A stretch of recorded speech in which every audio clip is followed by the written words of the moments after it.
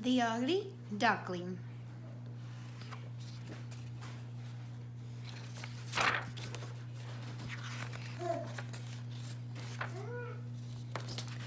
The Ugly Duckling by Mara Alperin.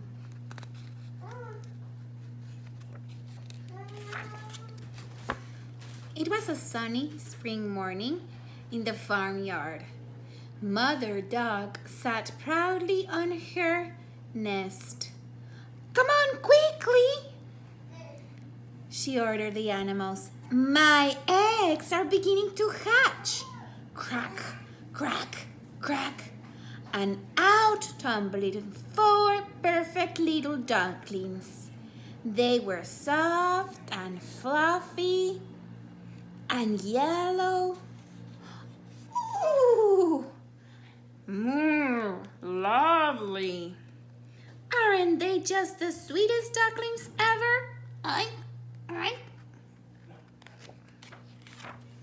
Cheep, cheep, cheep, cheep, cheep, cheeped the baby ducklings. And Mother Duck gave them a big cuddle. But there was one egg left. It was bigger than the others and strangely speckled. Then it began to crack open, and out popped 2 funny feet, 2 wobbly wings, and 1 bumpy beak.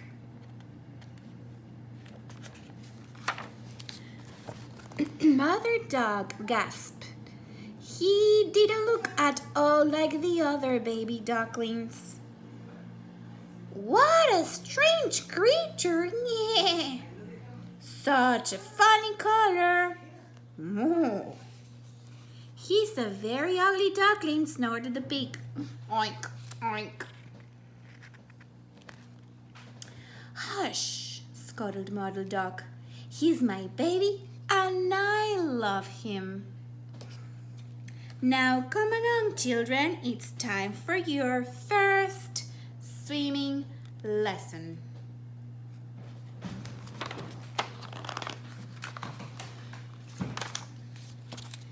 Mother Duck marched towards the pond, and 4 little ducklings skipped along behind her. "Wait for me," called the ugly duckling, but he tripped over his funny feet and thump, bump, thump, bump, he tumbled into the other little ducklings. "How clumsy! Moo!" "Never mind," said Mother Duck. "Now into the water like a good little duckling." "Let's sing our duckling song," Mother Duck said. "Quackity quack, quack, quack, quack," chanted the 4 little ducklings. "Honkity honk," the ugly duckling sang happily. "What is that?" hooted the horse. "You don't sing like a duckling." Now," said Mother Duck, "He'll learn in time."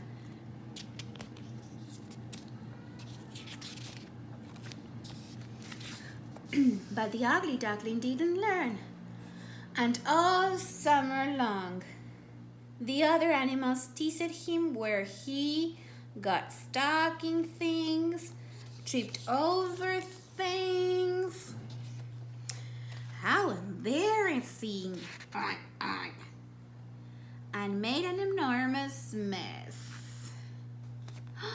No matter how hard he tried, the ugly duckling just didn't fit in.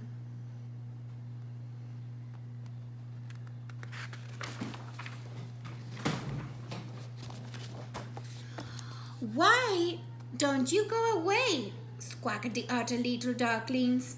"You're noisy and messy, and you're ruining our fun." Just then they heard Mother Duck called for her children.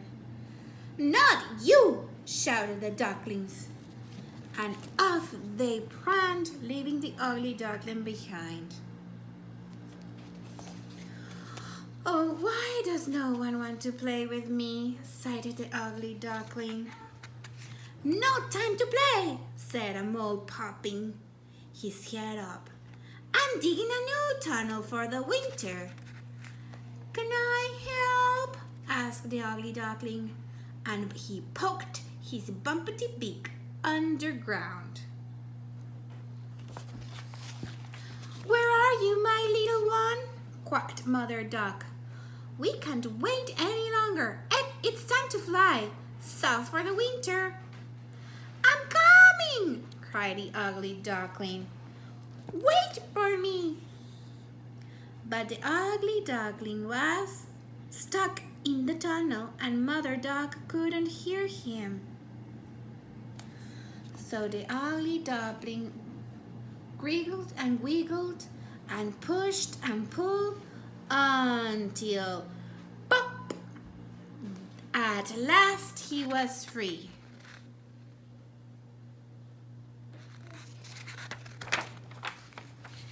But it was too late.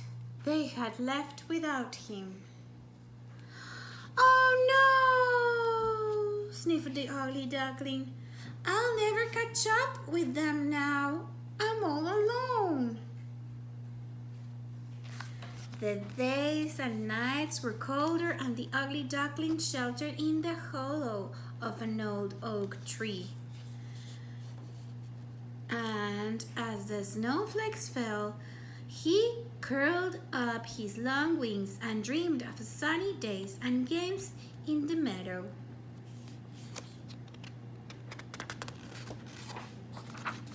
At last, the sun peeked out and the frozen pond began to thaw.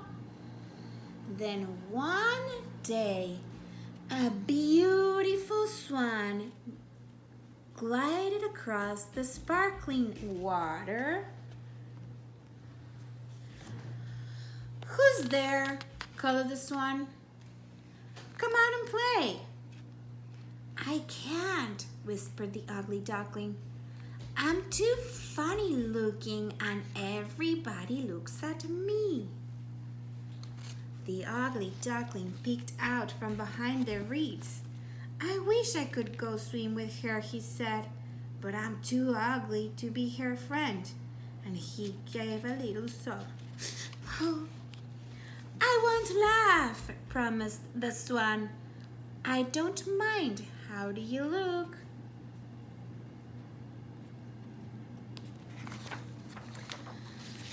So the ugly duckling took a deep breath and stepped outside.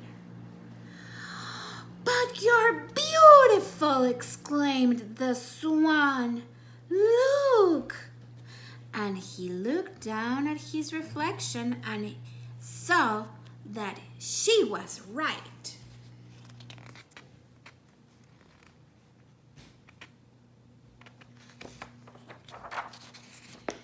The ugly duckling had grown into a swan, and a beautiful, elegant swan with dazzling white feathers and a long, graceful neck. So they played together all day. He was very happy indeed. At last he was as beautiful on the outside as he was on the inside. And best of all, he had a friend.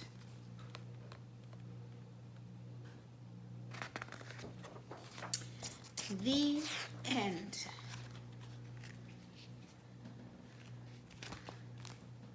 This was Ugly Duckling. Now let's read this book called 26 Pirates by Dave Horowitz.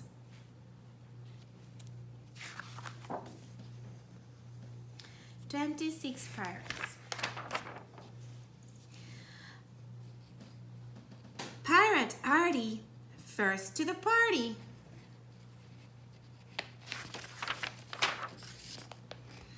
Pirate Brad, born to be bad. Pirate Chuck, pushing his luck.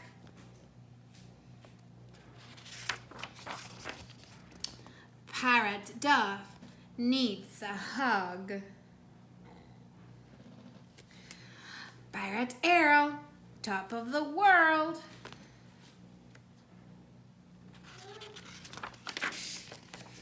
Pirate Frank walks the plank. Pirate Grant can't. Nope, nope, no.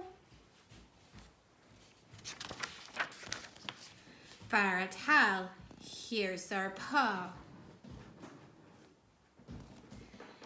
Pirate Ike, we also like.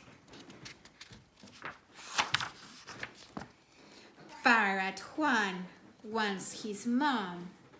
Mommy! Pirate Kane, he's not to blame. Wasn't me. Pirate Lee needs to pee.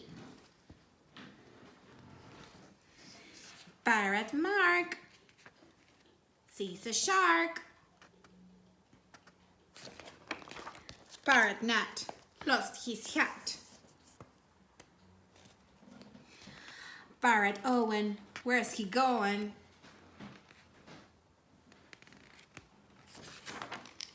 Pirate Paul, cannonball. Pirate Quaid, not afraid. Pirate Roy, a dangerous boy. Pirate Samson, awfully handsome.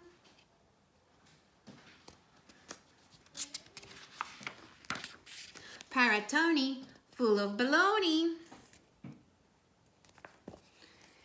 Pirate Ulysses, swims with the fishes. Pirate Vic, feeling sick. Pirate Wade, mistakes were made. Pirate Savior, poor behavior. Pirate Yule, dancing foe.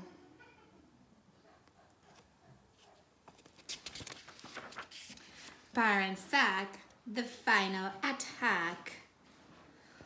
Put them together and what do you get? Pirates of the alphabet.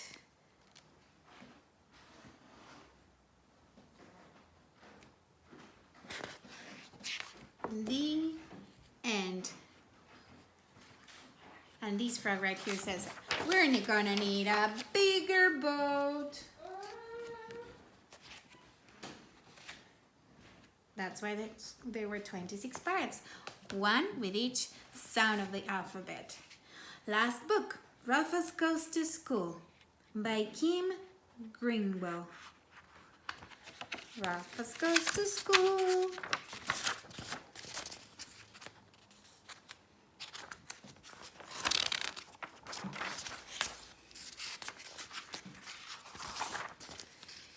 Every day, Rufus Leroy Williams III turned the page of his favorite book, and he looked at every picture.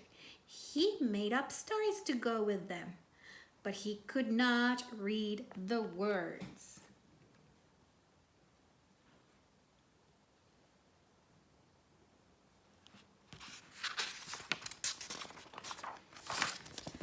Rufus knew just what to do. He would go to school and learn to read. But first, he needed a backpack.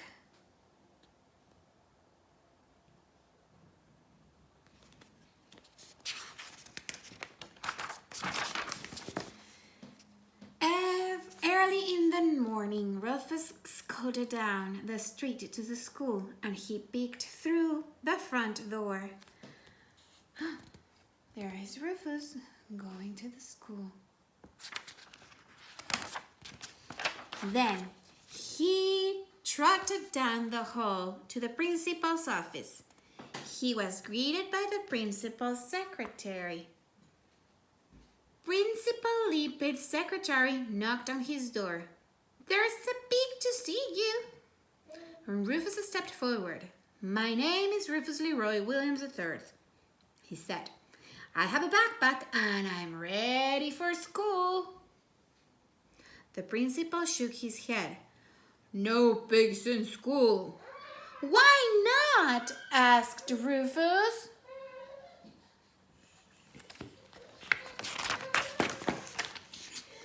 "Because pigs track moths in the hole," said Principal Lipid. "They turn their drawings into airplanes. They play leapfrog in the class. And they start food fights in the cafeteria."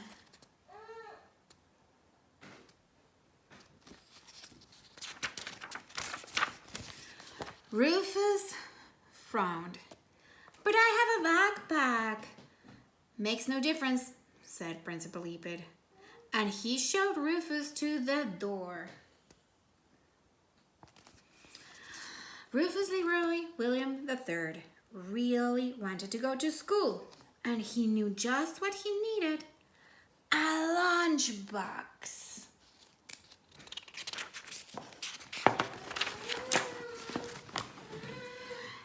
Right before lunchtime, the secretary poked her head into Principal Lipid's office.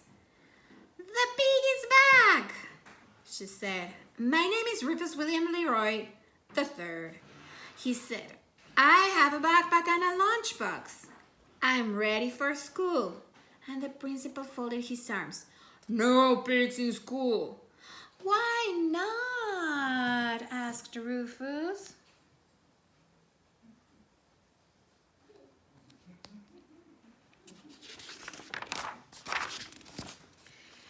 "Because pigs knock over the block towers," said Principal Lipid. "And they hide under the teachers' desks. Pigs draw stick figures on the chalkboard," and he waggled his fingers at Rufus. "And they chase their classmates during recess."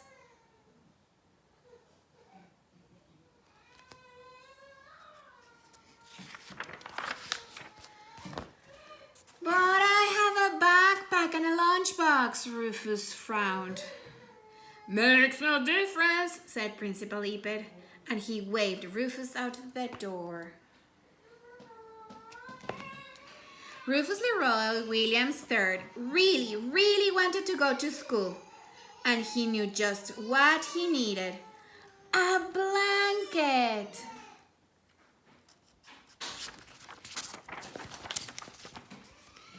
During nap time, the secretary opened the principal's door.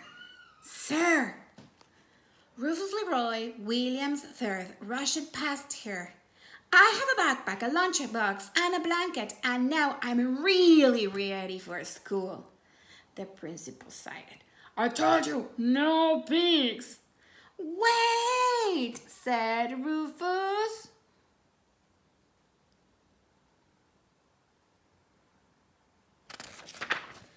"I will never blow bubbles on my milk or finger paint my classmates. I will not stand on my head during nap time, I promise, or leave nose prints on the windows, and will come to school every day." "Sorry." The principal shook his head. "No pigs in school." "But I have a backpack, a lunchbox, and a blanket," said Rufus.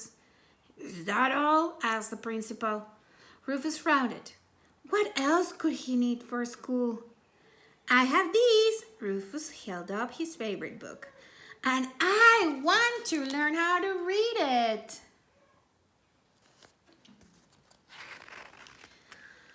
"Oh," Principal Lipid smiled. "That makes a difference." He escorted Rufus out of his office and down the hall. That really makes a difference if you do want to read. Then, this is Rufus Leroy Williams III, Principal Lippett said, and announced it as they entered the classroom. And he will be joining your class. Hooray! Shouted the boys and the girls. Rufus Leroy Williams III put away his lunch bag, his backpack, and his blanket, and his favorite book. He was ready for school.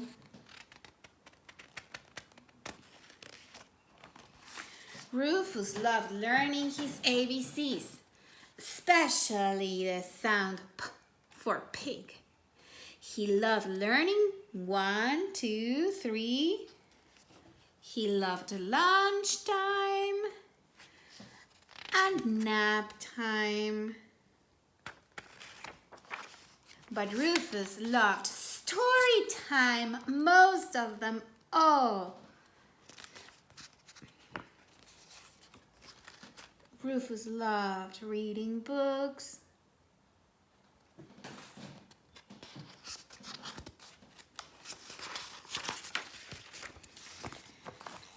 Because it gave him room to dream. There is Rufus, dreaming big.